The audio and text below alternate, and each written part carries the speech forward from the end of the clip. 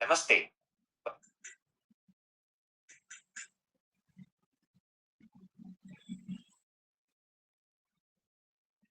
அனைவருக்கும் இனிய காலை வணக்கம். இருள் விலகும் நேரம் சூரியன் உதிக்கும் சூரியன் உதிக்கும் முன் மனம் விழிக்கும் நேரம். எண்ணங்கள் இணையும் நேரம் இதுதான் நம் வைகறை சங்கமம். தினமும் அதிகாலை 5:25 முதல் 6:20 வரை ஒவ்வொரு நாளும் புதிய ஆளுமை ஒரே தலைப்பின் கீழ் 31 நாட்களும் புதிய சிந்தனை புதிய உத்வேகம் என நமக்கு ஒரு புதிய விடியலை தரும் சங்கமம் தான் இது. இந்த மாதத்தின் கருப்பொருள் இந்திய சுதந்திரம். 1947 நம் நாடு விடுதலை பெற்றது.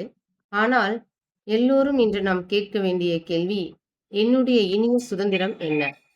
என் எண்ணங்களை சுதந்திரமாக வெளிப்படுத்தும் உரிமை, என் கனவுகளை சுதந்திரமாக தேர்ந்தெடுக்கும் உரிமை, தோல்வியை பார்த்து பயப்படாமல் மீண்டு எழும் சுதந்திரம், மற்றவர்களை உயர்த்தி நானும் உயர்வதற்கான சுதந்திரம், அந்த சுதந்திரத்திற்கான சிந்தனையோடு இன்னைக்கு நம்ம கூட பேசக்கூடிய ஆளுமை அப்படின்னு பார்த்தீங்கன்னா, விபி செந்தில்குமார் சார் அவர்கள்.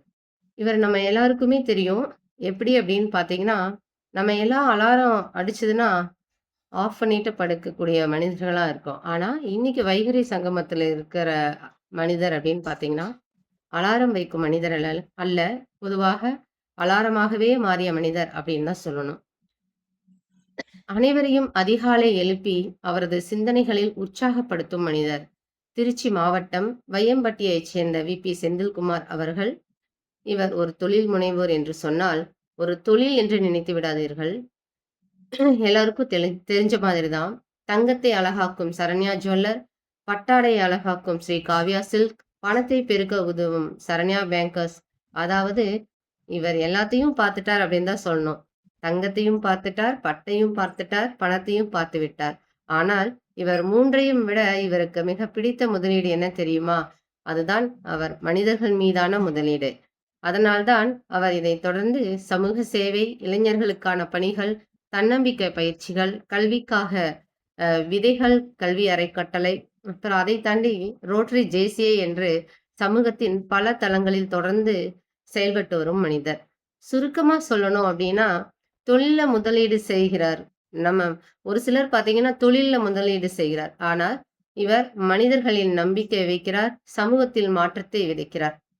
இவ்வளவு வேலைகள் இருந்தும் நேரம் போதவில்லை என்று மனம் ஏங்கக்கூடிய மனிதர்களின் மத்தியில் நேரத்தையே தன்னுடைய வாழ்நாளில் ஓட வைத்த மனிதர் தான் விபி செந்தில் சார் அவர்கள். அதனால் எழுந்திருங்கள், சிந்தியுங்கள், செயல்படுங்கள் என்று சொல்லும் இந்த அலாரமாக மாறிய அன்பு மனிதரை நமது அன்பு கரவொலியோடு வரவேற்போம். சார், உங்கள் உரையை தொடங்கலாம். வாய்ப்பிற்கு நன்றி. வைகறை சங்கம உறவுகளுக்கு இனிய வைகறை நற்காலை கலை வணக்கம். பொதுவா இன்னைக்கு இந்திய சுதந்திரம் இந்த மாதம் ஃபுல்லா இந்திய சுதந்திரத்தை பத்தி எல்லாம் பேசிக்கிட்டு இருக்கோம்.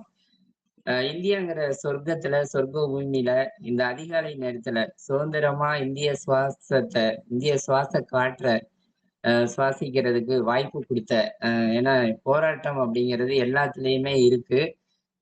இன்க்ளூடிங் வைகறை சங்கமமும் சொல்லலாம். வைகறை சங்கமமும் இன்னைக்கு ஒரு சுதந்திரமா இன்னைக்கு நம்ம சிறப்பா 49ஆம் நாள் எடுத்துட்டு போறோம் அப்படின்னா, ஒரு நேதாஜி மாதிரி மேஜர் நாராயணன் சார், லட்சுமி நாராயணன், சுமதி, மத்த அருணகிரி சார்ல இருந்து Veerasekaran sir, Ramesh sir, Sivagani sister எல்லாம் ஒவ்வொருத்தவங்களும் இந்திய சுதந்திரத்திற்கு எப்படி நம்ம முன்னோர்கள் பாடுபட்டாங்களோ, அதே போல நம்மளும் ஒரு சுதந்திரமா ஒரு இணைய வழி பயிற்சி தளத்தை உருவாக்கணும் அப்படின்னு சொல்லி நினைச்சு அதுக்கு விதை போட்டு இன்னைக்கு ஒரு விருட்சகமா மாறி இருக்கு அப்படின்னா, அதுக்கு வழிகாட்டிய நான் சொன்ன நண்பர்கள், இன்னும் பெயர் குறிப்பிடப்படாத நண்பர்கள் எல்லாத்துக்கும் இந்த அதிகாலை நேரத்துல வைகறை சங்கமத்துல நன்றியை தெரிவிச்சுக்கிறேன், வாழ்த்துக்களையும் தெரிவிச்சுக்கிறேன். நானும் அதுல ஒரு சிறிய பங்கா இருந்தேன் அப்படிங்கிறது ஒரு சுதந்திரமா இன்னும் எனக்கு ரொம்ப மகிழ்ச்சியா இருக்கு. இன்னைக்கு தலைப்பு இந்திய சுதந்திரம். பொதுவா ஒவ்வொருத்தவங்களுமே விரும்புற ஒரு விஷயம் சுதந்திரமா இருக்கணும் அப்படிங்கிறது. இந்திய சுதந்திரத்தை பத்தி சொல்றதுக்கு முன்னாடி இந்தியா எப்படி சிறப்பா இருந்துச்சு, இந்தியாவோட பார்வைகள் எல்லா நாடும் மத்த தேடி வர்றதுக்கு என்ன காரணம் அப்படிங்கிறது ஒரு சின்ன ஃபிளாஷ்பேக் பார்த்தா நல்லா இருக்கும். கொலம்பஸ் வந்து 1492ஆம் வருடம் இந்தியாவுக்கு வரணும். அங்க உள்ள இயற்கை வளங்கள், செல்வ செழிப்பு, மத்த வணிக ரீதியா எல்லாத்தையும் நம்ம கவனிக்கணும், பார்க்கணும் அப்படின்னு சொல்லிட்டு இத்தாலியில இருந்து கிறிஸ்டோபர் கொலம்பஸ் இந்தியா வராங்க. ஆனா அவரோட பாதை வந்து மாறி கரிபியன் தீவு அமெரிக்காவுக்கு போகுது. அமெரிக்காவ கண்டுபிடிக்கிறாரு. 1498ல வாஸ்கோட காமா அ போர்ச்சுகல் லிஸ்பன்ல இருந்து வராங்க. அவங்க வந்து கோழிக்கோடு, கேரளாவுல கோழிக்கோடு அப்படிங்கிற இடத்துல முதலா ஒரு ஐரோப்பியர்கள் இந்தியா வராங்க அப்படின்னா, ஏன் சொல்றேன் அப்படின்னா, அ பிரிட்டிஷ் அவங்களும் வந்து ஐரோப்பா கண்டத்துல இருந்து நம்ம இந்தியாவுக்கு வந்தவங்க தான். இந்திய சுதந்திரத்திற்கு வந்து ஒரு 400 வருட காலத்திற்கு மேலா, அ ஐரோப்பியர்களோட அந்த இந்தியா மேல உள்ள அந்த கொள்ளை, மத்த எல்லா விஷயங்களுமே வந்து இந்தியா மேல ஒரு கண் பார்வை இருந்துச்சு அப்படிங்கிறதுக்கு காரணம் வந்து, வாஸ்கோட காமா 1498ல இந்தியா வர்றாரு. அதுல இருந்தே ஒவ்வொரு விஷயங்களுமே இப்ப ஏன்னா அவரு வரும்போது கேரளாவுல கோழிக்கோட்ல ஜாமரின்ங்கிற ஒரு மன்னர் வந்து அன்பா உபசரிச்சு உள்ள வரவேற்கிறாங்க. அதற்கு பின்னாடி நம்ம பார்த்தோம் அப்படின்னா, ஒவ்வொரு விஷயங்களுமே இந்தியாங்கிறத ஒரு பழம்பெரும் நாடு அப்படிங்கிறது சொல்லலாம். அ ஒரு 5000 வருஷம் ஒரு பழமையான நாடு. சிந்து சமவெளி நாகரீகத்துல ஆரம்பிச்சு, சிந்துவெளி சமவெளியில வந்து ஒரு ஹரப்பா, மொஹஞ்சதாரோ அது மாரி ஒரு திட்டமிட்ட நகரங்கள்லாம் உருவாக்கப்பட்டுச்சு. வேத காலம் அதுக்கு அடுத்து ஒரு 1000 வருஷம் வேத காலத்துல ஆரியர்களின் வருகை இருந்தது. ரிக்கி, யஜுர், சாம, அதர்வன வேதங்கள்லாம் அந்த காலகட்டத்துலங்க தொடங்குனாங்க. அடுத்து புத்த சமண காலம், அடுத்ததா மௌரிய பேரரசு, அப்புறம் சங்க காலம்னு சொல்லி சேர சோழ பாண்டியர்கள் வருகை, குப்த பேரரசு, அடுத்ததா வந்து நம்ம முகலாயர் வருகை, அப்படியே ஒன் பை ஒன்னா போயி முதல்ல வந்து ஒரு பிசினஸ் வணிகம் ஆரம்பிக்கிறதுக்கு நம்ம இந்தியா வராங்க. பிரிட்டிஷ்ல இருந்து கிழக்கிந்திய கம்பெனி, ஈஸ்ட் இந்தியா கம்பெனின்னு 1600ல இந்தியாவுக்குள்ள வராங்க. இங்கிலாந்து ராணி முதலாம் எலிசபெத் அனுமதியோட இங்க ஃபர்ஸ்ட் 1600ல வராங்க. சுமார் 426 வருடத்திற்கு முன்னாடி கால் எடுத்து வைக்கிறாங்க. தொழில் செய்யறதுக்கு இந்தியாவோட வந்து வணிக தொடர்பு உருவாக்குறதுக்கு 1608ல அடுத்ததா சூரத் வராங்க. சூரத்ல 1613ல அவங்க என்ன பண்றாங்க, ஒரு நிரந்தரமா ஆங்கிலேய வணிக குடியிருப்பு, ஒரு பிசினஸ்க்கு வந்து சொந்தமா வந்து ஒரு குடியிருப்ப வந்து அங்க அமைக்கிறாங்க. பின்னர் வந்து 1613க்கு பின்னாடி சென்னை, மும்பை, கல்கட்டா அது மாரி வணிக மையங்கள அதிகப்படுத்தி தன்னோட இந்தியாவுல செல்வாக்க வந்து அதிகரிச்சுக்கிட்டே இருக்காங்க. இப்படியே கொண்டு போனவங்க, அடுத்து இந்தியா மேல உள்ள அந்த ஒரு 150 வருடத்திற்கு மேலா வணிக தொடர்புல இருந்தவங்க 1757ல பிளாசி போர் அப்படிங்கிற ஒரு போர வந்து இந்தியாவுல வந்து கொண்டு வராங்க. ஆங்கிலேயர்கள் வந்து முதலா வந்து 1757ல வங்காள நவாப் சிராஜ் உத் தௌலா அவங்களோட வந்து போரிட்டு, ஆங்கிலேயர்கள் தலைவர் ராபர்ட் கிளைவ் வந்து அப்போதைக்கு இருந்தாரு. ஆனா அப்போதைக்கு வங்காள நவாப் அவரு சிராஜ் உல் தௌலா தோல்வி அடைகிறாங்க. முதல்ல வந்து ஒரு வெற்றி பெற்று பிளாசி போர் மூலமா வங்காளத்துல வந்து அதிகாரம் செலுத்துறாங்க இந்தியாவுக்குள்ள ஆங்கிலேயர்கள். அரசியல் ஆதிக்கத்திற்கு முக்கிய திருப்பு முனையா வந்து இந்த விஷயம் வந்து ஆங்கிலேயர்களுக்கு கிடைக்குது. நெக்ஸ்ட் வந்து 1764ல பக்சார் போர் அப்படிங்கிற ஒரு போர் மூலமா பீகார், ஒரிசா இன்னும் சில பகுதிகளை வந்து ஆங்கிலேயர் அதிகாரத்துக்கு கொண்டு வராங்க. மீரட்ல வந்து 1857ல சிப்பாய் புரட்சி அப்படிங்கிற ஒரு ஒரு புரட்சிய கொண்டு வந்து ஆங்கிலேயர்களுக்கும், இந்தியர்களுக்கும் முதல்ல வந்து போர்ன்னு நல்லா இந்தியர்கள் தனிப்பட்ட முறையில இந்திய மக்களும் அதுல கலந்துக்கிறாங்க. ஆரம்ப காலத்துல அப்படின்னா 1857ல இந்த போர்ல மங்கள் பாண்டே, லஸ் லக்ஷ்மி பாய் எப்படின்னா ஜான்சி ராணி லட்சுமி பாய்ன்னு சொல்லுவோம். அடுத்து தாத்தியா டோபே, ஹசரத் மஹால் அவங்க எல்லாமே வந்து இந்த ஆரம்ப கால தலைவர்களா அந்த போர்ல கலந்துக்கிட்டவங்க. தமிழ்நாட்டிலையும் பார்த்தோம் அப்படின்னா புலித்தேவன், வீரபாண்டிய கட்டபொம்மன், மருது சகோதரர்கள், வேலு நாச்சியார் அவங்கெல்லாம் வந்து இந்த காலகட்டத்துல ஆங்கிலேயர்களுக்கு எதிரா சிறப்பா இன்னமும் வந்து அவங்களோட பேர் நிலை நிறுத்துற அளவுக்கு ஒரு சுதந்திர போராட்டத்துல அவங்க ஈடுபட்டிருந்தாங்க. ஆங்கிலேயர்கள் 1947ல நம்மளுக்கு சுதந்திரம் குடுத்திருந்தாலும், ஒரு 400 வருடத்திற்கு மேலா நம்மள ஒரு அடிமைப்படுத்தி வச்சிருந்தாங்க அப்படிங்கிற மாரி சொல்லலாம். அ ஒரு ஒரு 5 போராட்டங்கள் இந்தியாவுல வந்து பொன் எழுத்துக்களால் பொறிக்கப்பட்டு, இந்தியா இப்ப நம்ம இன்னைக்கு சுதந்திர காற்ற சுவாசிக்கிறதுக்கு முக்கிய காரணமா இருக்க ஒரு 5 போராட்டம் என்னென்னன்னு பார்த்தோம்னா, 1857ல சிப்பாய் கழகம் அப்படின்னு மீரட்ல தொடங்குனது. இந்தியாவோட பல பகுதிக்கு பரவுன ஒரு மிகப்பெரிய சிப்பாய் கழகம். அததான் வந்து விதை போட்டது அப்படிங்கிற மாரி சொல்லலாம் ஒவ்வொருத்தவங்க மனதிலயும். 2வது 1905ல சுதேசி இயக்கம். வங்காள பிரிவினைய எதிர்த்து உள்நாட்டு பொருள்கள நம்ம வந்து தயார் பண்ண பொருட்கள நம்மளே பயன்படுத்தணும் அப்படிங்கிற ஒரு விஷயத்த கொண்டு வந்த ஒரு இயக்கம், சுதேசி இயக்கம். அடுத்ததா ஒத்துழையாமை இயக்கம் 1920ல மகாத்மா காந்தி அவங்களால அறவழியில தொடங்குன மிகப்பெரிய இயக்கம். 4வதா பார்த்தோம் உப்பு உப்பு சத்தியாகிரகம். உப்பு வரிய எதிர்த்து தண்டி யாத்திரை மேற்கொள்ளப்பட்டது. 1930ஆம் வருடம் உப்பு சத்தியாகிரகத்த கொண்டு வந்தாங்க. ஃபைனலா வந்து 1942ல வெள்ளையனே வெளியேறு அப்படிங்கிற ஒரு இயக்கம் ஆரம்பிச்சு, பிரிட்டிஷ்காரங்கள ஆங்கிலேயர்கள் வந்து உடனே நாட்ட விட்டு வெளியேத்தணும் அப்படிங்கிறத வலியுறுத்தி ஒரு இறுதி போராட்டமாவும் அது ரொம்ப சிறப்பா அமைஞ்சுச்சு அப்படிங்கிற மாரி, ஒவ்வொரு தலைவர்களும் இப்ப இந்தியாவுல வந்து ஒரு இந்திய சுதந்திரத்திற்கு முக்கிய பங்கு அப்படிங்கிற மாரி பார்த்தோம்னா, அம் மகாத்மா காந்தி மெயின். அடுத்து நேதாஜி சுபாஷ் சந்திர போஸ், பகத்சிங், லாலா லஜபதி ராய் அப்படிங்கிற மாரி ஒவ்வொரு புரட்சியாளர்களும் தன்னோட முழு 100% அர்ப்பணிப்போட இந்தியாவுக்காண்டி சுதந்திரத்த வந்து நம்மளுக்கு வாங்கி குடுத்துருக்காங்க. ரொம்ப இப்ப ஜாலியன் வாலாபாக் படுகொலை அப்படிங்கிற ஒரு விஷயம் தான் இந்தியர்களுக்கு 1919ஆம் வருடம் ஒவ்வொருத்தவங்களையுமே வந்து இனிமேல் வந்து ஆங்கிலேயர்கள் வந்து நம்ம இந்திய மண்ணுல வந்து வச்சிருக்க கூடாது. அவங்கள வந்து எதிர்த்து இன்னும் வந்து ஒரு வேகத்த அதிகப்படுத்தின ஒரு இயக்கம், இந்திய விடுதலை போரோட ஒரு திருப்பு முனையா அமைஞ்ச ஒரு ஒரு பெரிய விஷயம் என்ன அப்படின்னு பார்த்தோம்னா, ஜாலியன் வாலாபாக். அப்போதைக்கு வந்து ரவுலட் சட்டம் அப்படிங்கிற ஒரு சட்டத்த பிரிட்டிஷ் அரசு கொண்டு வந்துச்சு. எப்படின்னா, ஒரு வாரண்ட் இல்லாம கைது பண்ணலாம். 2 வருஷம் வந்து எந்த ஜாமீனும் குடுக்க முடியாது. அப்படிங்கிற ஒரு கடுமையான சட்டங்களோட அந்த ரவுலட் சட்டம் இருந்துச்சு. வைசாகி திருவிழா அப்படிங்கிற ஒரு திருவிழா வந்து பஞ்சாப் மாநிலம் அமிர்தசரஸ்ல எப்பொழுதும் வெகு சிறப்பா நடத்துவாங்க. ஜாலியன் வாலாபாக்ங்கிறது ஒரு பெரிய பூங்கா. அதுல ஒரு பல்லாயிரக்கணக்கான பேர் கூடியிருக்க அந்த இடத்துல, ஜெனரல் டயர் அப்படிங்கிறவரு, ஒரு திருவிழான்னு கூட அங்க மக்கள்லாம் கூடியிருக்காங்க அப்படிங்கிறத கூட பார்க்காம, துப்பாக்கி சூடு நடத்த சொல்றாரு. 379 பேர் அந்த இடத்துல இறக்குறாங்க. இதுதான் வந்து ஒவ்வொரு காந்தியடிகள் வந்து பிரிட்டிஷ்க்கு எதிரா தன்னோட ஒத்துழையாமை இயக்கத்த அதிகமா நோக்கி நகர வச்சதுக்கு இந்த ஒரு காரணம். நேதாஜியே வந்து அவரு லண்டன்ல படிச்சுக்கிட்டு இருக்கும்போது, இந்த ஜாலியன் வாலாபாக் படுகொலை அவர் லண்டன்ல படிச்சுட்டு இருக்கும்போது, இந்தியாவுக்கு வந்து அவரு இந்த தீவிரமா இறங்குனதுக்கு மிக முக்கியமா காரணமா இருந்தது, இந்த ஜாலியன் வாலாபாக் படுகொலை. ஜாலியன் வாலாபாக் மாரியே வந்து நம்ம தமிழ்நாட்டுல தேவக்கோட்டையில, ஏன்னா முதல்ல ராமநாதபுரம் மாவட்டமா இருந்துச்சு. இன்னைக்கு வந்து சிவகங்கை மாவட்டமா இருக்கு. அந்த இடத்துல 1942 வெள்ளையனே வெளியேறு அந்த இயக்கம் போர் நடந்துகிட்டு இருக்கு. அந்த இயக்கத்து சார்புல நடந்ததுல துப்பாக்கி சூடு நடக்குது அந்த தேவக்கோட்டை. தமிழ்நாடு அந்த இடத்துல. அப்போதைக்கு 75 பேர் இறக்குறாங்க.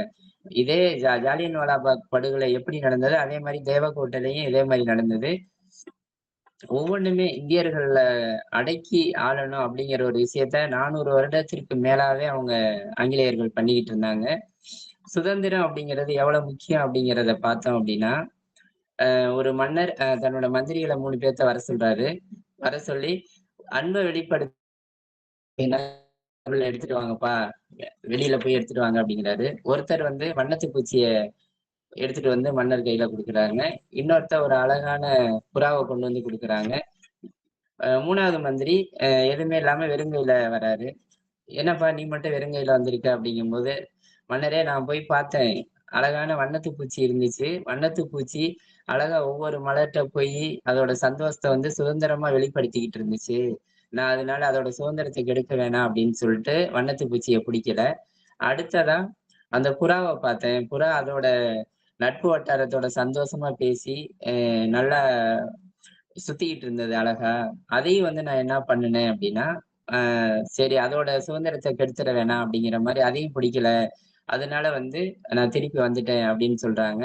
மன்னர் அப்போதைக்கு தான் சொல்றாரு, ஒருத்தரோட சுதந்திரத்த பறிச்சு நமக்கு தேவையான அன்ப வந்து பெறுறது, நமக்கு தேவையான பாராட்ட பெறுறது வந்து தவறு. நீ வெறுங்கையில வந்தாலும் உனக்கு தான் பரிசு அப்படிங்கிற மாரி, அந்த வண்ணத்து பூச்சி சுதந்திரத்த பறிச்சவங்க மந்திரிகளுக்கு பரிச குடுக்காம, வெறுங்கையில வந்தவருக்கு குடுக்குறாரு. ஸோ ஒரு இன்னைக்கு சுதந்திரம் அப்படிங்கிறது வந்து நம்மளுக்கு தேவையான விஷயத்த அ அதிகமா வாங்கிக்கிறத விட்டுட்டு, நம்மளுக்கு தேவையானத வந்து புடுங்கிக்கிறது. அந்த விஷயத்துல இருந்து வெளியில வந்துட்டாவே போதும். நேதாஜி சுபாஷ் சந்திர போஸ் நம்ம இந்திய சுதந்திரத்திற்கு ரொம்ப அரும்பாடுபட்டவர் அப்படிங்கிற மாரி சொல்லலாம். ஏன்னா, இந்தியாங்கிறது வந்து அறவழி போராட்டத்திலயும் சரி, ஆயுத போராட்டத்திலயும் மிக சிறப்பா விளங்குன நாடு சுதந்திரத்துக்காண்டி. காந்திஜி வந்து அறவழியில போராட்டம் பண்ணாரு அப்படின்னா, நம்ம நேதாஜி சுபாஷ் சந்திர போஸ் ஆயுத போராட்டத்தின் மூலமா வந்து ஆங்கிலேயர்களுக்கு வந்து ஒரு கிலிய ஏற்படுத்தினாரு, ஒரு பயத்த உருவாக்குனாரு அப்படிங்கிற மாரி சொல்லலாம். இன்னைக்கு இந்திய தேசிய ராணுவத்த அப்போதைக்கு ஆங்கிலேயர்களுக்கு எதிரா முதல்ல உருவாக்குனாரு. இந்தியாவோட சுதந்திரத்திற்காண்டி அவரு பல நாடுகளுக்கு Vienna, Czechoslovakia, Poland, Hungary, Italy அது மாரி பல நாடுகளுக்கு ஜெர்மனி, ரஷ்யா போயி இந்த இந்திய தேசிய ராணுவத்திற்கு வந்து ஆள் சேர்த்து ஆங்கிலேயர்களுக்கு எதிரா போராட்டம்லாம் பண்ணாரு.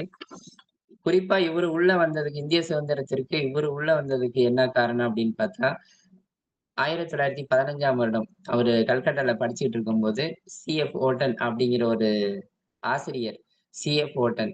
அவரு இந்தியாவுக்கு எதிரான கருத்துக்கள மாணவர்கள்ட்ட வந்து ஒவ்வொரு விஷயத்தையும் எடுத்து சொன்னதுல ஏற்பட்ட ஒரு பிரச்சனையில, எனக்கு வந்து நீ எப்படி ஒரு ஆசிரியரே வந்து நீ எப்படி வந்து இந்தியாவுக்கு எதிரான கருத்துக்கள சொல்லலாம் அப்படின்னு சொல்லி, அந்த காலேஜ விட்டே வெளியில வர்றாரு.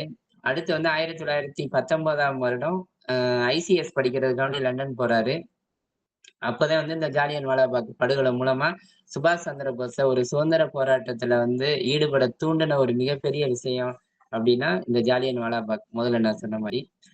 1938ல இந்திய தேசிய காங்கிரஸோட தலைவரா வர்றாரு. இந்திய சுதந்திரத்திற்காக பல போராட்டங்கள், ஆயுத வழி போராட்டங்கள மிக சிறப்பா பண்ணாரு. 1940ஆம் வருடம் வந்து நம்ம நேதாஜிய அ ம ஆங்கிலேய அரசு கைது பண்ணுது. 1941ல ஒரு 1 வருஷம் ஜெயில்ல இருக்கும்போது, 2ஆம் உலகப் போர் நடந்துகிட்டு இருக்க காலகட்டத்துல, இப்போதைக்கு வந்து நம்ம வெளியில போனா தான் ஆங்கில அரச எதிர்த்து இன்னும் நம்ம சரியா வந்து சுதந்திரத்த இந்தியாவுக்கு வாங்கி குடுக்க முடியும்ன்னு சொல்லி, 1941ல வெளியில போய் வெளிநாடுகளுக்கு ஒவ்வொரு நாட்டிலயும் போய் இந்திய தேசிய ராணுவத்திற்கு ஆள்லாம் சேர்த்து, மிக சிறப்பா இந்திய சுதந்திரத்திற்காண்டி பாடுபட்டவரு. இந்திய சுதந்திரத்திற்கு பாடுபட்ட நேதாஜி, தைவான்ல வந்து ஒரு விமான விபத்துல இறந்துட்டாரு அப்படின்னு அந்த தகவல் வந்து உறுதிப்படுத்தப்படல. 1945ல இறந்துட்டாரு அப்படின்னு சொல்லி. இன்னும் அவர் ஒரு 10, 20 வருஷமும் இன்னும் உயிரோட இருக்காரு அப்படின்னு இருவேறு கருத்துக்கள் வந்து நேதாஜி சுபாஷ் சந்திர போஸ வச்சு சொல்லிக்கிட்டே இருந்தாங்க.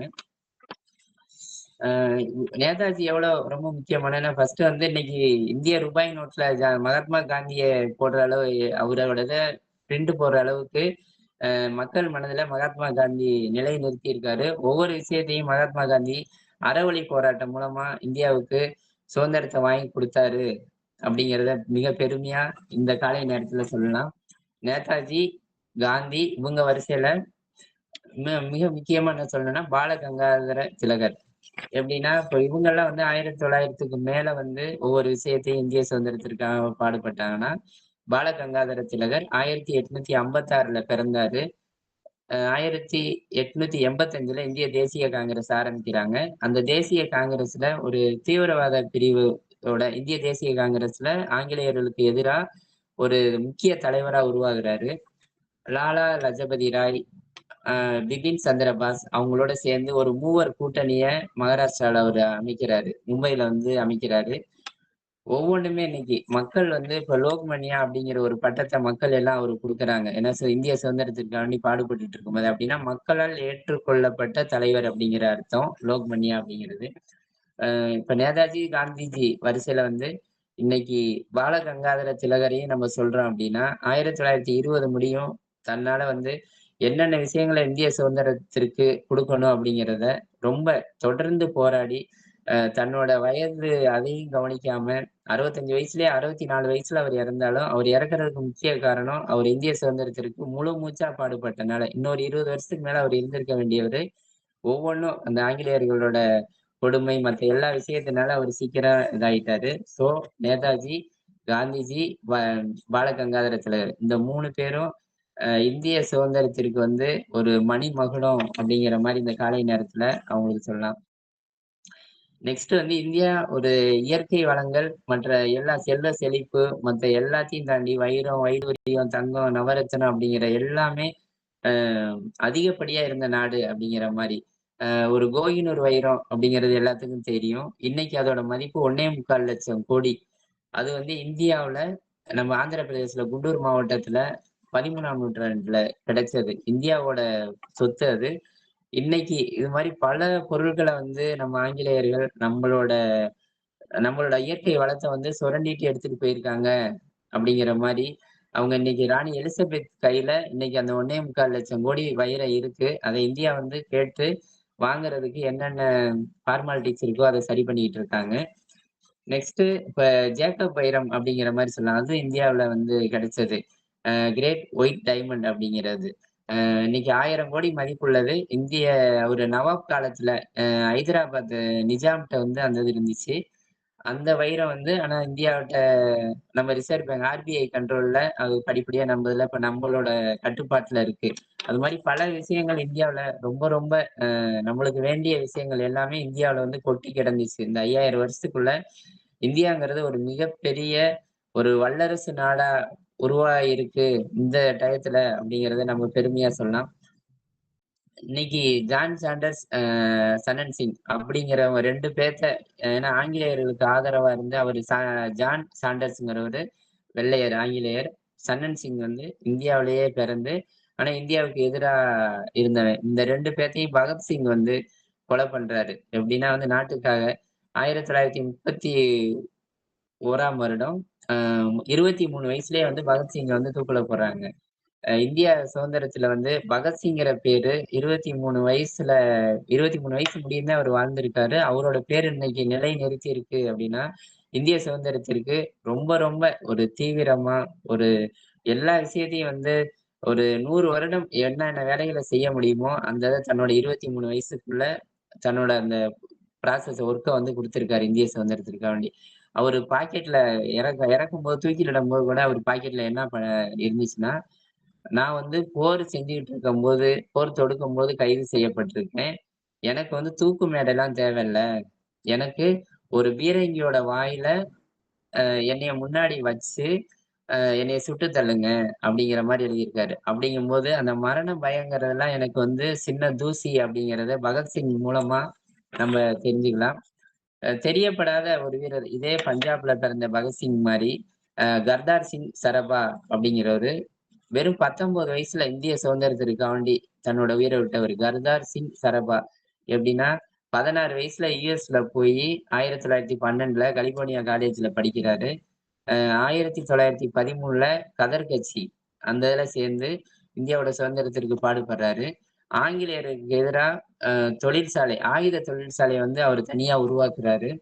ஒவ்வொன்னையும் இது மாரி 18 வயசு, 19 வயசுக்குள்ள உருவாக்கி, பிரிட்டிஷ் படை வந்து அவர கைது பண்ணுது. கைது பண்ணி வெறும் 19 வயசுல லாகூர்ல வந்து தூக்குல போடுறாங்க. அப்போதைக்கு வந்து இந்தியா, பாகிஸ்தான், பங்களாதேஷ்லாம் ஒண்ணா இருந்த டயம். லாகூர்ல தூக்கு போடுறாங்க. அது மாரி இந்திய சுதந்திரத்திற்கு நம்மளுக்கு கண்ணுக்கு தெரியாத ஆ எத்தனையோ 1008 பேரு நம்ம இதுல இருக்காங்க. அவங்கள வந்து இந்த நல்ல நேரத்துல நினைவு கூரலாம். அதே மாரி வந்து நம்ம தமிழ்நாட்டுல எடுத்துக்கிட்டோம் அப்டின்னா, மணியாச்சி அப்படிங்கிற ஒரு இடம் அ திருநெல்வேலி மாவட்டத்துல இருக்கு. வ.உ.சி. அப்புறம் சுப்பிரமணிய சிவா இந்த தலைவர்கள்லாம் ஒடுக்குனவரு வந்து ஆஷ்ன்னு ஒரு வில்லியம் ஆஷ் அப்படிங்கிறவரு. ரொம்ப கொடூரன் அப்படிங்கிற மாரி அவரு. 1911வது வருஷம் கொடைக்கானல் போறதுக்காண்டி மணியாச்சி ரயில்வே ஸ்டேஷன்ல அவரு வெயிட் பண்ணிட்டு இருக்காரு. வாஞ்சிநாதன் அவரு யாரு அப்படின்னு பார்த்தோன்னா, ஒரு ஃபாரஸ்ட்ல வந்து வேலை செய்றவரு. அவருக்கும் வயசு அந்த ஒரு 22, 23க்குள்ள தான்.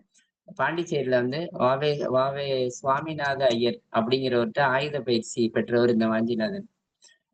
என்ன பண்றாருன்னா, அவரு வெயிட் பண்ணிட்டு இருக்கும்போது மணியாச்சுல அந்த ரயில்வே ஸ்டேஷன்ல வெயிட் பண்ணிட்டு இருக்கும்போது, அ டக முதல் வகுப்புல ஃபர்ஸ்ட் கிளாஸ்ல வந்து ரயில்வேல அ இருக்கும்போது, வாஞ்சிநாதன் வந்து அவர சுட்டுக் கொல்றாரு. சுட்டுக் கொன்னோனே, அ உடனே நம்ம அவங்கள்ட்ட கையில வந்து அரெஸ்ட் ஆயிட்டோம் அப்டின்னா, நம்மளோட ரகசியம்லாம் வெளியில வந்துரும். நம்ம இயக்கத்த பத்தி நம்ம காட்டிக் குடுக்கக் கூடாது அப்டின்னு சொல்லி, தன்ன தானே வந்து அவரே வந்து தன்னை சுட்டு இறந்துடுறாரு. அவ்வளவு தூரம் வந்து ஒரு நாட்டுப்பற்று, தேசப்பற்று மத் அ இருந்த ஒரு முக்கிய சிங்கங்கள்லாம் வந்து நம்ம இந்தியாவுல வாழ்ந்திருக்காங்க. நம்ம தமிழ்நாட்டுக்காண்டி மிகப்பெரிய ஒரு தமிழ்நாடு இந்திய சுதந்திரத்திற்காண்டி மிகப்பெரிய விஷயங்கள்லாம் உருவாக்கி குடுத்துருக்காங்கன்னா, நம்மள வந்து காலம் ஃபுல்லா வந்து போற்றி நம்ம அவங்களுக்காண்டி ஏன்னா இன்னைக்கு ஒரு சின்ன உதவி செஞ்சவங்கள கூட நம்ம லைஃப் லாங் நெனச்சுக்கிட்டு இருக்கோம். நம்மளோட சுதந்திரத்திற்காண்டி இவ்வளோ தூரம் பாடுபட்டு தன்னோட உயிரையே குடுத்தவங்கள வந்து, இந்த ஜென்மம் மட்டும் இல்ல, அடுத்த பிறவியிலயும் நம்ம அவங்கள நெனச்சுக்கிட்டு இருக்கணும். அடுத்ததா இந்திய சுதந்திரத்திற்கு ஒவ்வொரு இடத்துலயும், ஒவ்வொரு சூழ்நிலையும் அ ஒவ்வொன்னும் வந்து நம்மளுக்கு சுதந்திரத்திற்கு வந்து ஹெல்ப்பா இருந்திருக்கு அப்படிங்கிறதுல, நம்ம நாடகங்கள், திரைப்படங்கள் அதெல்லாம் ரொம்ப இதா சொல்லலாம். இப்ப காளிதாஸ் வந்து தமிழ்ல வந்து முதல் பேசும் படம். அதுல அ கா காந்திஜியோட அந்த ராட்டினம், அந்த கதர்லாம் எவ்வளவு முக்கியம். தன்னோடத தானே வந்து தயார் பண்ணிக்கணும். அப்படிங்கிற விஷயமா இருக்கட்டும்.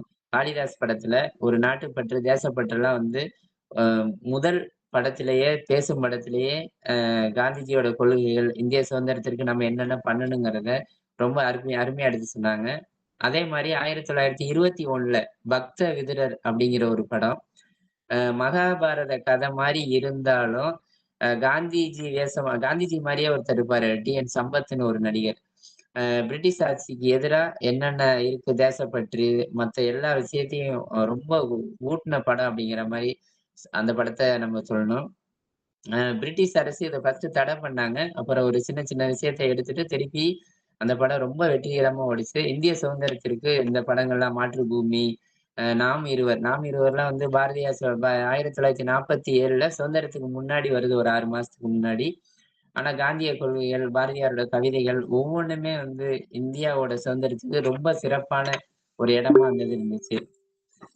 இன்னைக்கு நம்ம தேசிய கொடிய பார்க்கும்போதே நம்மளுக்கு வந்து ஒரு சல்யூட் பண்ற அளவுக்கு ஒரு சந்தோஷம் கிடைக்குது அப்படின்னா, அத உருவாக்குன ஆந்திராவ சேர்ந்த பிங்லி வெங்கையா அவருக்கு ரொம்ப நன்றி சொல்லணும். அ ஒரு 3 கலர குடுத்து, அதுல ஒரு நடுவுல ஒரு அசோக சக்கரத்த குடுத்து, மிக சிறப்பா வடிவமைச்சிருக்காரு. இப்ப காவி நிறம், வெள்ளை நிறம், பச்சை நிறம் இந்த 3 நிறமும் இருக்கு. காவிங்கிறது தைரியம், வலிமை, தியாகம் இந்த 3 விஷயத்த நம்மளுக்கு எடுத்து சொல்லுது. வெள்ளை நிறம் அமைதி, தூய்மை, சத்தியத்த நம்மளுக்கு எடுத்து சொல்லுது. பச்சை வளமான இந்தியாவோட இயற்கை வளங்களையும், செழிப்பு, நம்பிக்கை இந்த 3யும் குடுக்குது. அசோக சக்கரம் அப்படிங்கிறது நம்ம சக்கரை எப்படி சுழன்றுகிட்டோ இருக்க, அதே மாரி ஒரு இடைவிடாத முன்னேற்றம் எப்பொழுதும் இந்தியாவுக்கு இருக்கணும் அப்படிங்கிற ஒரு விஷயத்த இந்த அசோக சக்கரம் சொல்லுது. ஒரு தேசிய கொடியில இத்தன விஷயத்த உருவாக்கி எல்லாத்தையும் நம்ம எடுத்து சொல்ல முடியும் அப்படிங்கிற ஒரு விஷயத்த நம்ம பிங்லி வெங்கையா ஆந்திராக்காரு நம்ம இந்தியாவோட தேசிய கொடிய வடிவமைச்சு சிறப்பா நம்மளுக்கு எடுத்து குடுத்திருக்காரு. இதையும் தாண்டி ஒரு வெள்ளைக்காரங்களா இருந்து வேற வெளியில அதர் கண்ட்ரில இருந்து வந்து இந்தியாவுக்காண்டி சுதந்திர போராட்டத்துல இருந்தாங்க அப்படிங்கிறத சொல்லணும் அப்படின்னா, மெயின் சார்லி ஆண்ட்ரூஸ் அவங்கள சொல்லணும். எப்படின்னா பிரிட்டிஷ சேர்ந்தவரா இருந்தாலும், தீனபந்துங்கிற பேர்ல இந்தியாவுல அவர அழைச்சாங்க. அவரு பெரிய மத குருவா இருந்தாரு. காந்தியோட சேர்ந்து இந்தியர்களோட விடுதலை, தொழிலாளர் நலன் எல்லாத்துலயுமே சார்லி ஆண்ட்ரூஸ் அவரு பேரு. காந்தியோட வந்து மிக முக்கியமா கூடயே இருந்து பல போராட்டங்கள்ல கலந்துக்கிட்டாரு. நெக்ஸ்ட் பெஞ்சமின் கார்னிமன் அப்படிங்கிறவங்க. அவரு வந்து ஒரு பிரிட்டிஷ் நாட்ட சேர்ந்தவங்க. ஒரு பத்திரிக்கையாளர் அவரு, ரிப்போர்ட்டரு. பெஞ்சமின் கார்னிமன். ஜாலியன் வாலாபாக் படுகொலை 1919ல பல கொடூரங்கள ஏன்னா இந்தியர்கள வந்து தனிப்பட்ட முறையில எந்த ஒரு விஷயத்தையும் பப்ளிஷ் பண்ண முடியாத அளவுக்கு அடக்குமுறை ஆட்சியா இருந்தது. அத வந்து ஒரு வெள்ளைக்காரரா இருந்து பெஞ்சமின் கார்னிமன் ஆங்கிலேயத்துக்கு எதிரா அந்த ஒவ்வொரு விஷயங்களையும் படம் பிடிச்சு உலகமே தெரியிற அளவுக்கு இந்தியாவுக்கு ஆதரவா அவரு பண்ணி குடுத்தாரு. அ அடுத்து அன்னி பெசன்ட் அம்மையார். இப்ப இந்த வாரத்துல 2, 3 பேர் அவங்கள சொன்னாங்க. அயர்லாந்து நாட்ட சேர்ந்தவங்களா இருந்தாலும், அவங்க இந்தியாவுக்காண்டி இந்திய தேசிய காங்கிரஸ்ல அவங்கள தன்னை இணைச்சுக்கிட்டு, அதே மாரி ஹோம் ரூல் இயக்கம்னு சொல்லுவோம். தன்னாட்சி இயக்கம். அதுலயும் வந்து கலந்துக்கிட்டு, தன்னோட ஒவ்வொரு விஷயமும் வந்து இந்திய சுதந்திரத்திற்காண்டி இருக்கணும் அப்படின்னு சொல்லி குரல் கொடுத்த ஒரு சிறந்த பெண்மணி அன்னி பெசன்ட் அம்மையார். அ அதே மாரி இப்ப நம்ப இந்தியாவுல இருந்து ஒவ்வொரு விஷயத்தையும் நம்ம பார்க்கிறோம். ஆனா லண்டன்ல அந்த காலத்திலேயே 1905ல லண்டன்ல சியாம்ஜி கிருஷ்ணவர்மா அப்படிங்கிறவரு இந்தியா ஹவுஸ் அப்படிங்கிற ஒரு அ ஹவுஸ வந்து அங்க ஓப்பன் பண்றாரு. மாணவர்கள் தங்கும் விடுதி. படிக்கிறவங்க மத்தவங்களுக்கெல்லாம் தங்கும் விடுதினால இந்தியர்களுக்காண்டி இந்திய புரட்சியாளர்களின் புரட்சி மையமா வந்து அத உருவாக்கி வச்சிருந்தாரு. இந்திய சுதந்திரத்திற்கு என்னென்ன தேவை அப்படிங்கிறதெல்லாம் அங்கதான் இவங்கலாம் டிஸ்கஸ் பண்ற இடம். நெக்ஸ்ட் அதுல வந்து இப்ப நம்ம வ.வே.சு ஐயரு, விநாயக் அப்புறம் லாலா ஹர்தா ஒவ்வொருத்தவங்களுமே மிக முக்கியமானவங்கலாம் அந்த இடத்துல புரட்சியெல்லாம் கத்துக்கிட்டு வெளியில வந்தவங்க அப்படிங்கிறது இந்திய சுதந்திரத்திற்கு ஒரு சியாம்ஜி கிருஷ்ணவர்மா அப்படிங்கிற ஒரு அந்த இந்தியா ஹவுஸ்ங்கிறத ஒண்ணு தொடங்குன ஒரு விஷயம் லண்டன்ல இருந்து இந்தியாவுக்கு சுதந்திரத்திற்கு அங்க இருந்தே வந்துச்சு அப்படிங்கிறது ரொம்ப சந்தோஷம். எனக்கு ரொம்ப ஹேப்பியா இருக்கிறதுக்கு ஒரே இது 400 வருஷத்துக்கு மேல இந்தியாவ ஆட்சி பண்ண பிரிட்டிஷ் அங்கேயே போயி ரிஷி சுனக் அப்படிங்கிற நம்ம ஒரு இந்தியர், கர்நாடகாவை சேர்ந்தவரு. ஒரு இங்க பிரிட்டிஷ் பிரதமரா வந்து இருந்தாரு அப்படிங்கிறது ரொம்ப ஏன்னா 400 வருஷம் நம்மள வந்து ஒரு அடிமைத்தனமா வச்சிருக்கவங்கள, இங்க இருந்தே பிறந்த ஒருத்தர் போய் அங்க ஒரு ஆட்சி பண்ணாரு அப்படிங்கிற ஒரு விஷயம் மிகப்பெரிய செய்தி. அடுத்து வெளிநாடுகள்லாம் இங்க தேடி வந்து ஒவ்வொரு விஷயத்தையும் வந்து எடுத்துட்டு போனாங்க. ஆனா இப்ப நம்ம அம்பானி எடுத்துக்கிட்டோம் அப்படின்னா, முகேஷ் அம்பானி எடுத்துக்கிட்டோம்னா, இன்னைக்கு 28,00,000 கோடி $300 பில்லியன் ஒரு எண்ணெய் சுத்திகரிப்பு ஆலை நம்மளுக்கு யார் யாரு எதிர்பார்த்தாங்களோ, அங்கேயே போய் அவங்க மண்ணுலயே போயி ஒரு விஷயத்த உருவாக்குறாரு. ஒரு எண்ணெய் சுத்திகரிப்பு ஆலை 28,00,000 கோடிய அமெரிக்காவுல டெக்சாஸ்ல வந்து ஒரு தொழில் செய்றதுக்கு ஒரு இந்தியர் வந்து உருவாக்குறாரு அப்படின்னா, இந்தியர்கள் வந்து எவ்வளவு உயரத்துல வந்து போயிருக்காங்க அப்படிங்கிறதுக்கு மிகச் சிறந்த எடுத்துக்காட்டா இந்த விஷயம்லாம் இருக்கு. இன்னும் வந்து எவ்வளோ மணிப்பூரை சேர்ந்தவங்க ராணி ஹைடின் லியூன்னு ஒருத்தர் 13 வயசுல நாகா இன மக்களோட சேர்ந்து எதிர்த்து போராடினவங்க. அடுத்து தாரா ராணி ஸ்ரீவஸ்தவா. பீகார்ல வந்து ஒரு போராட்டம், பெரிய போராட்டம் நடக்குது. அந்த போராட்டத்துல தாரா ராணி ஸ்ரீவத்சவா அவங்க வீட்டுக்காரர் வந்து அந்த போராட்டத்துல இறக்குறாரு. இறந்தும் அவரு பாடி அங்கேயே இருக்கு. இவுங்க வந்து தேசிய கொடிய எடுத்துட்டு ஊர்வலமா போறாங்க. அவ்வளவு தூரம் ஒரு நாட்டுப்பற்றோட இருந்தவங்களும் நம்ம இந்தியாவுல வாழ்ந்திருக்காங்க. பிர்சா முண்டா ஜார்க்கண்ட்ல வந்து பிரிட்டிஷ் நில நில ஆதிக்கத்திற்கு எதிரா போராடின ஒரு மிகப்பெரிய வீரர் அவரு. அது மாரி ஒவ்வொருத்தவங்களும் நம்மளுக்கு கண்ணுக்கு தெரியாத ஒவ்வொருத்தவங்களுக்கும் சல்யூட் வச்சுக்கிட்டு, இன்னைக்கு இந்தியா வந்து சுதந்திரம் வாங்கி இப்ப 80 வருடம் 80 வருடம் ஆகுது. ஒவ்வொன்னுமே ஆரம்பத்துல வந்து நேருஜி வந்து பிரதமரா இருந்தாரு. அன்னைக்கு இருந்தது வெறும் 175 கோடியில பட்ஜெட்ட இது பண்ணவங்க. இன்னைக்கு இந்தியா 2026ல 50,00,000 கோடி பட்ஜெட்ல வந்து அறிவிக்கிறாங்க அப்படின்னா, இந்தியா எவ்வளவு ஒரு மிகப்பெரிய வல்லரசா நாடா இருக்கு. இந்தியாவோட வளர்ச்சி வந்து அபரிவிதமா இருக்கு. இன்னும் சொல்லணும் அப்படின்னா, தொழில் ரீதியா ஒரு பல உலக கம்பெனிகளுக்கு வந்து சுந்தர் பிச்சையா இருக்கட்டும், Googleக்கு, சத்ய நாதெல்லா மைக்ரோசாஃப்ட் நிறுவனத்துக்கு, சாந்தனு நாராயண் அடாப்ட்ங்கிற ஒரு சாஃப்ட்வேர் கம்பெனி யுஎஸ்ல எல்லாத்துலயுமே இன்னைக்கு ஒரு சிஇஓவா இருந்து வழிநடத்துற அளவுக்கு இந்தியாவ உருவாக்குன இந்திய தாய்மண்ணுக்கு நன்றிய தெரிவிச்சுட்டு, வணக்கத்த தெரிவிச்சுட்டு, இந்திய சுதந்திரத்திற்காக வேண்டி பாடுபட்ட நம்ம போராட்ட வீரர்கள், அ மன் மத்த இன்னும் சொல்லணும் அப்படின்னா, மலேசியால பிறந்து இன்னைக்கு இந்திய சுதந்திரத்த பத்தி இங்க பேசுறதுக்கு வந்து வந்திருக்க நம்ம ஜானகி அம்மாவா இருக்கட்டும், எல்லாமே ஒரு தேசப்பற்றோட இருக்க அனைத்து நல் உள்ளங்களுக்கும் எனக்கு இந்த அதிகாலை நேரத்துல வாய்ப்பு குடுத்த வைகறை சங்கமத்துக்கும் நன்றிய தெரிவிச்சுக்கிறேன். நன்றி. Thank you. Thank you Sivagani sister. ஒரு நிமிடம். Senthil sir, salute. இந்திய சுதந்திர வீர வணக்கம். Thank you. வைங்க சார், சல்யூட் வைங்க. நன்றி நன்றி நன்றி.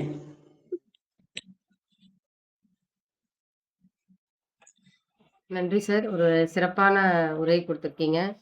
ஏன்னா, எவ்ளோ விஷயங்கள எடுத்துட்டு வந்திருக்கீங்கன்னு நம்ம எழுதக்கூட முடியல. அவ்ளோ விஷயங்கள சொல்லியிருக்கீங்க. நிறைய ஆளுமைகளோட பேரெல்லாம் சொன்னீங்க.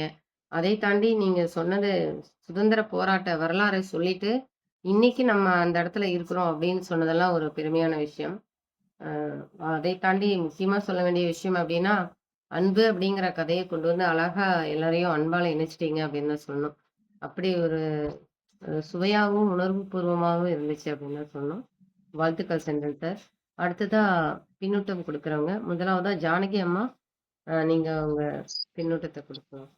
நன்றி நன்றி சிவகணி, உங்களுடைய நெறியாளுகை மிகவும் சிறப்பாக இருந்தது. வாழ்த்துக்கள் வாழ்த்துக்கள் செந்தில்குமார். சூப்பர் சூப்பர் சூப்பர், அருமை, ரொம்ப அருமையா இருந்துச்சு. சிறப்பான தேடல்கள், அருமை அருமை. வார்த்தைக்கு வார்த்தை புதுமை இனிமை, வார்த்தையில் அமைதியாக ஆர்ப்பாட்டம் இல்லாம என்னென்ன சொல்லணுமோ அத்தனையும் சொன்னீங்க.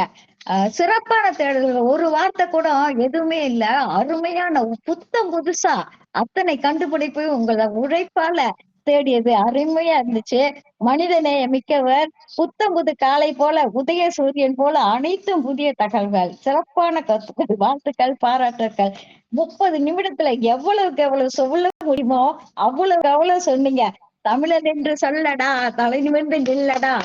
வாழ்த்துக்கள் வாழ்த்துக்கள் ஐயா, பாராட்டுக்கள். நன்றி ஜானகி மேடம். அடுத்ததா தங்கம்மா. நீங்க ரத்தின சுருக்கமாக உங்கள் பின்னூட்டத்தை அளித்தால் சாருக்கும் ரத்தினத்தை ஏற்ற மாதிரியான ஒரு ஃபீல் இருக்கும். தேங்க்யூ. மிகவும் அருமையாக இருந்தது.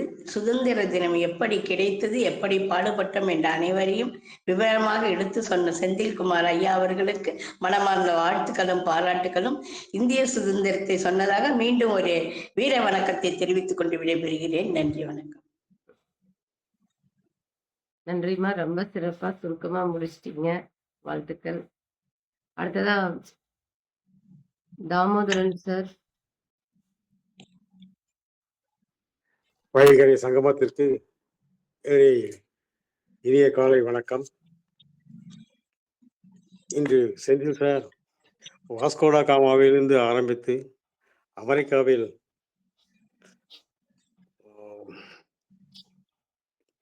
ஒரு எண்ணெய் கம்பெனியை ஆரம்பிக்கும் அளவுக்கு இந்தியா முன்னேறி இருக்கின்றது என்றால், ஆரம்பத்தில் பெரிய துயரங்களையும் தொல்லைகளையும் அனுபவித்து இப்பொழுது நலமுடன் நாம் ஒரு பெரிய நிறுவனத்தில் அமெரிக்காவில் சென்று அந்த எண்ணெய் கம்பெனியை ஆரம்பிக்கும் அளவுக்கு ஒரு இந்தியன் முன்னேறி இருக்கின்றார் என்றால் மிகவும் பாராட்டக்கூடியது.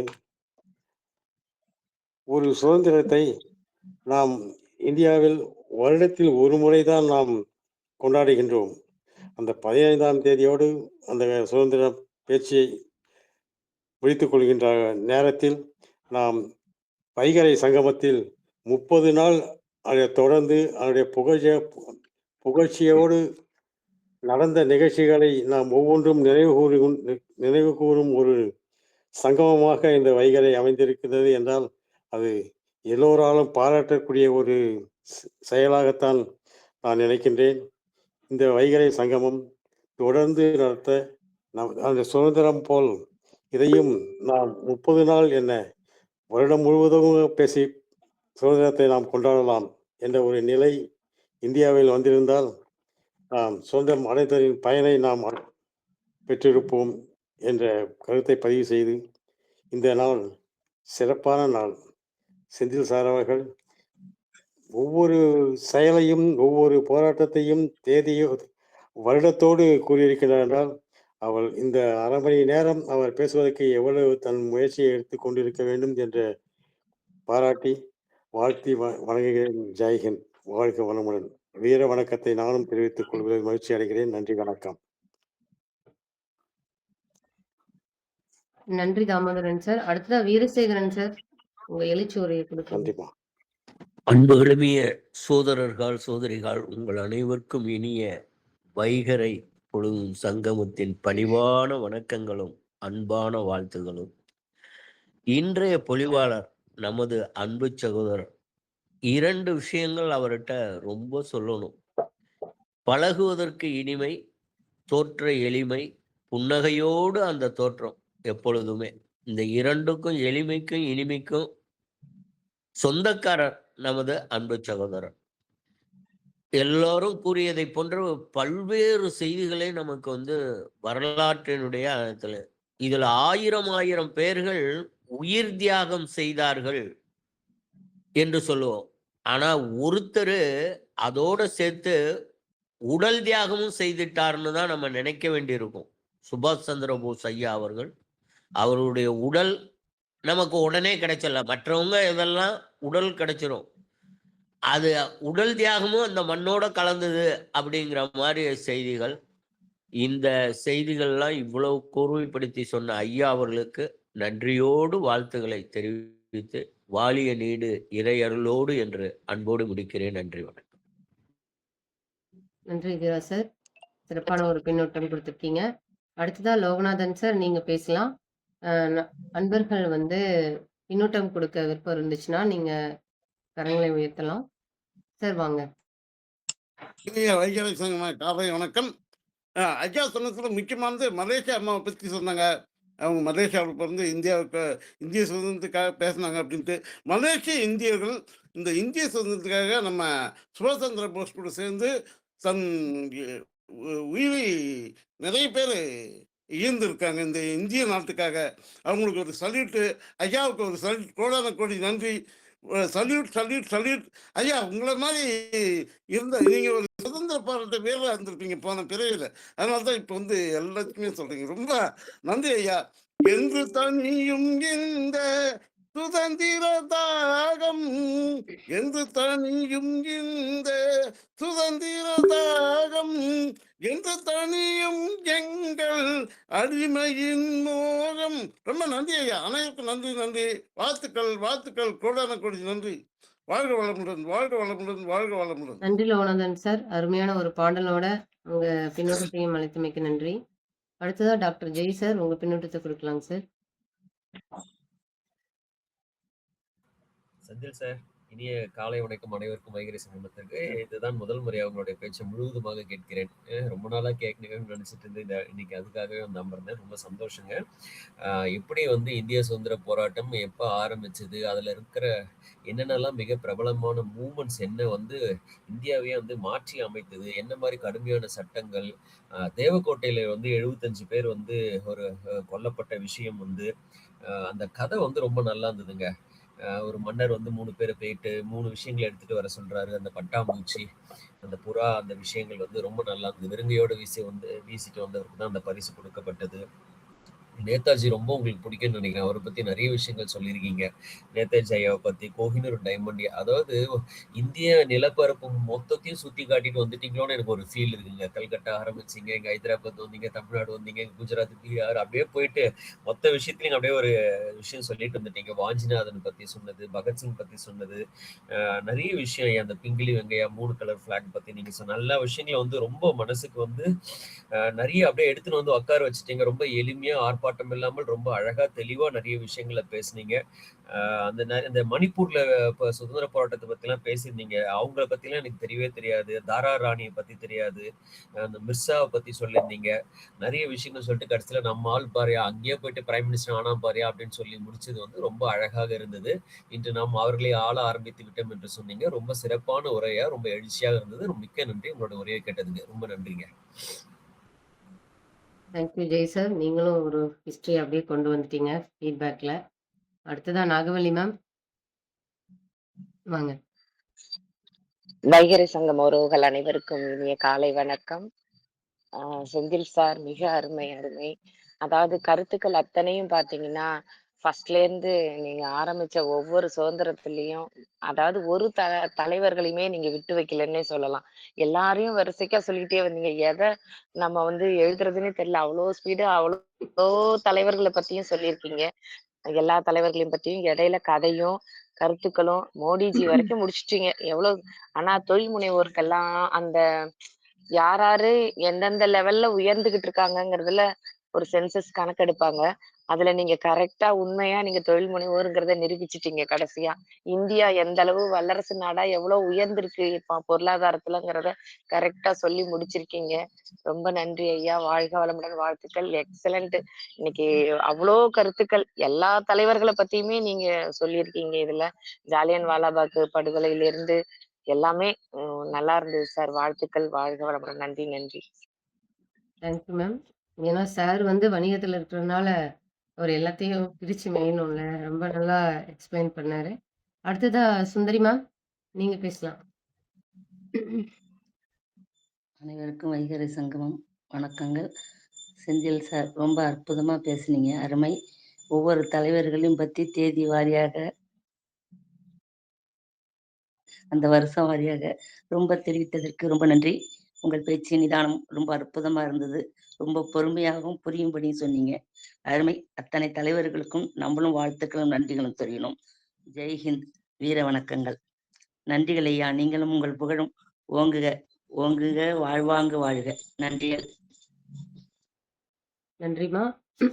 சிறப்பான ஒரு பின்னூட்டம் கொடுத்தீங்க. ஸோ ரொம்ப அழகா எல்லாருமே பின்னூட்டம் கொடுத்து முடிச்சீங்க.